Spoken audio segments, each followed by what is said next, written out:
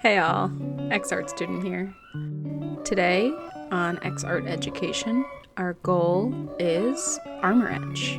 We're going to be learning about this glass etching cream today. So let's get into it.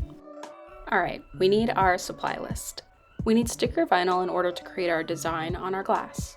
We need a piece of glass that actually will take the Armour Etch, transfer tape to bring our vinyl design onto our glass, Armour Etch to make that glass etching, a paintbrush to apply the Armour Etch and get rid of it, vinyl squeegee, as well as tweezers for weeding. We also need gloves for safety, and if you don't have a vinyl cutter or a Cricut, you can get these glass etching stencils from Hobby Lobby or Amazon if you can't create your own design. You can look around your house or go to a thrift store or Goodwill, Dollar Tree, or just any place that sells cheap glass and find some pieces that you think would be kind of cool to make a design on. Here, what I'm doing is actually testing if the glass is real and compatible with our Armour Etch.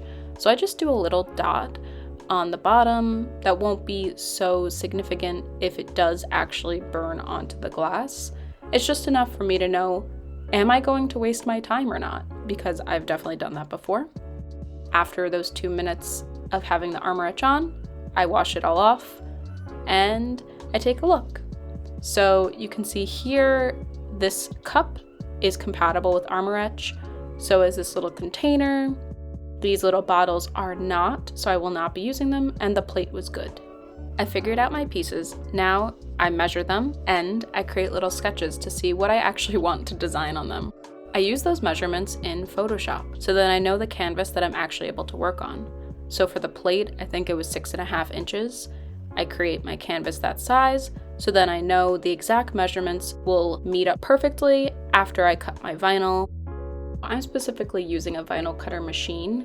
This is the program I use. This is my vinyl cutter. If you have a Cricut, it will look different. If you have the stencils, don't even worry about this step. So I'm weeding. I'm taking out the pieces that I want to be burnt onto the glass. So anything that does not have the sticker will have the Armour Etch. It's important to make sure that you like the shapes that you've created because that will show up on your glass. I cut out some transfer tape approximately to the size of my vinyl sticker, and I use that as a way to transfer my vinyl perfectly onto my glass. I can use the squeegee to make sure all of the little details stick to that transfer tape, because if it doesn't, then it's lost. I apply it where I want it, use the squeegee to push down all those tiny little vinyl pieces, and if I miss any, I need to go over them again to make sure they stick. So see how there's that blue little piece? I need to put it back down, squeegee a little bit, and then hope that it sticks. Flat surfaces are a lot easier than curved surfaces, anything that's round. As you can see, my sticker is not laying the way that I want. I'm not an expert at applying vinyl onto those objects, but I tried to lift it up and move it around the best I can so then I know wherever my design is, those clear parts, hopefully they will lay relatively flat when I apply the Armour Etch, so then my design gets across. Anything that I want really nice looking, I redo that sticker, I lift it up, and I move it where I want it to be. And the smiley face, we have a relatively simple design, but when it came to some of the curves, I really had to use that squeegee and try to flatten it the best I could. I don't want any bumps for the Armour Etch to get under and create a design that I didn't want. Flat objects, way easier. It usually comes out exactly how my sticker lays, as long as I have all of the bubbles squeegeed out and the flatness is there. I'm not expecting too much trouble with this plate. Most of it's flat. Obviously, that top right wing is a little bit on the curve, so that might be the only problem area. The rim of the plate might be a problem area as well, only because it has that curve and it's on an angle, but it's relatively flat. Now that all my vinyl stickers are in place, I put on my gloves to make sure that I don't burn my hands. I open up my Armour Etch, and I use my paintbrush to apply. I tried getting a big glob on, so then I can really make sure that it burns where I want it to. And when I apply it, I make sure there's a little bit of a thick layer. I don't want anything thin because I do want everything to be burnt evenly. I make sure that my Armour Etch is exactly where I want it to burn. So anything that gets that cream will get burnt. If you do not want it on that space, make sure you wipe it up with your gloves or use a wet paper towel. I had to do this because I messed up a few times and got the Armour Etch where I didn't want. It will burn on there, and as you can see on my smiley face, I dropped my paintbrush, so I had to work very fast to wipe it off.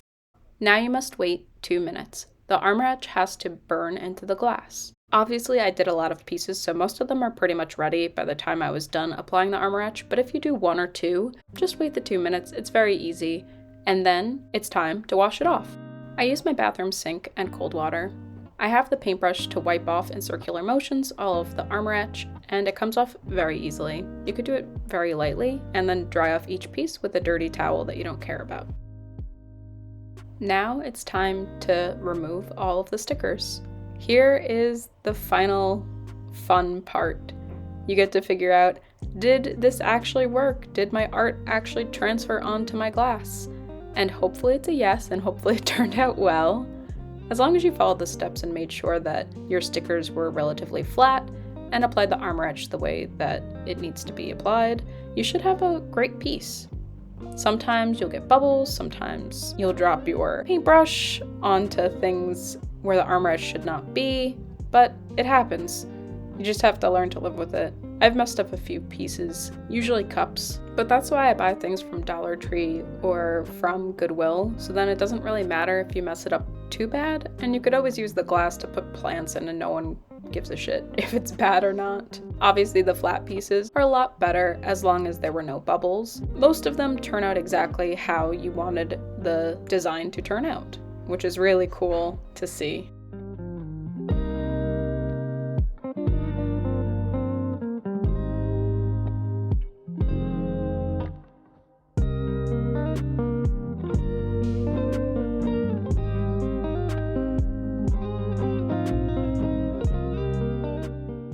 I removed all the stickers and wiped off any excess Armour Etch or wiped down the pieces with a little bit of Windex and a paper towel. Let's take a look at how they finally turned out. Overall, I'm quite satisfied. It has all of the designs that I want. Most of the flat pieces turned out relatively nice. I can see all the characters that I designed. There might be a scuff here and there of Armour Etch where I didn't want it, but it still looks pretty cute. Again, I'm not a master at this, I just like doing it, and hopefully this has taught you something and gives you the confidence to try it on your own. Here are a few other ones that I've done in the past. Obviously, you need to practice. Curved surfaces are not my thing, but I do think I'm getting better. I've learned how to make my vinyl a little bit flatter and make sure the design is laid out where I kind of want it to be. And that brings us to the end of this tutorial on how to use Armour Etch. Hopefully you've learned something. Hopefully you want to create some glass etching art, and please let me know what you've created. If you'd like, follow me on Instagram, TikTok, Etsy. Leave a comment, like, or subscribe if you would like. Thank you so much for watching. Can't wait to see you next week. Thanks. Bye.